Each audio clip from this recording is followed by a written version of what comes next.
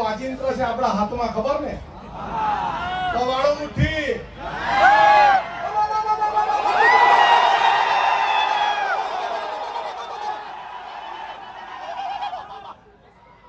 આપણે આદિવાસી સમાજ એટલે એક એવો સમાજ આ દુનિયામાં છે એ કોઈના બાપથી ડરતો બી નથી, એ આ ચેતરભાઈએ સાબિત કરી દીધું છે. આ ચોર લુચ્ચા બેરા મૂંગા ભાજપિયા એને કહી દે ચેતર વસાવા એકલો નથી, આ કરોડો આદિવાસી એની સાથે છે. અરે અમને એની આદેશ આપવામાં આવે ચેતરભાઈ જો જેલમાંથી ગયા જેલ ભરો આંદોલન કરવાનું છે, આપણે જેલ ભરો આંદોલન કરવાનું છે. અરે ગુજરાતમાં એવી કોઈ જેલ નહીં મળે જે 1 કરોડ આદિવાસીને જેલમાં મૂકી શકે. અને અમારા પોલીસને કહેવાનું છે આદિવાસી સમાજને બાજી મૂળિયા ગણવાનું બંધ કર. આ આદિવાસી સમાજ અને વાઘ રહેશે. હવે પછી છે ને લાફાવાળી કરવાની જરૂર નથી, અરે ભગાવો વાળું કરવાનું શરૂઆત કરવાનું. મારા ગામમાં ભાજપીઓ નહીં જ ચાલો ભગો.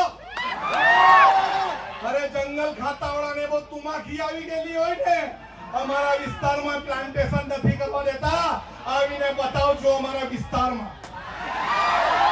અરે આ આદિવાસી સમાજ એક દિવસ ડેરીમાં દૂધ ભરવાનું બંધ કરે ને તો આ બધા ભાજપીઓને ચા પીવાની બી નહીં મળે.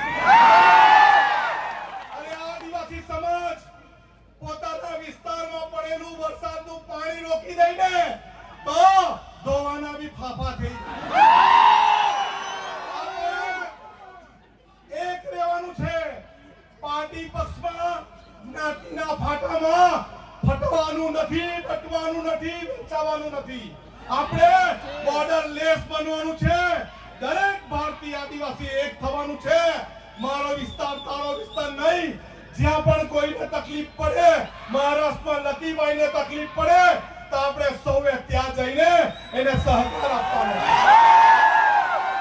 આપણા વિસ્તારના દરેક લોકોને મારી અપીલ છે કે આ વર્ષાબેન એના કુટુંબની જવાબદારી એક ભાઈ તરીકે આપણી છે કે નહીં? છે કે નહીં? અને પોલીસ વાળા, અહીંના પોલીસ વાળાને બી કહેવા માંગુ છું, તમારામાં તાકાત હોય ને આવનારા દિવસોમાં જેલ ભરો આંદોલન કરવાના, ત્યારે અમને અટકાવજો. અમે લડવા બી તૈયાર છે, મરવા બી તૈયાર છે, ઝૂકવા તૈયાર નથી. આપણે કદી ઝૂક્યા નથી અને ઝૂકશું પણ નથી. દરેક હાથ ઊંચો કરીને કહેવું, આપણે સૌ હાથ ઊંચો કરીને કહેવું બધા, આપણે સૌ ભાઈના સમર્થનમાં છે. સરકાર નહીં સમજે, આવનારા દિવસમાં જેલ ભરો આંદોલન કરીશું. સૌનો આભાર. સૌને જય જોહાર.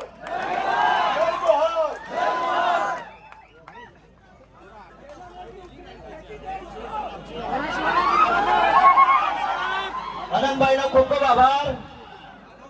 હવે પછી વિસાવદરના ધારાસભ્ય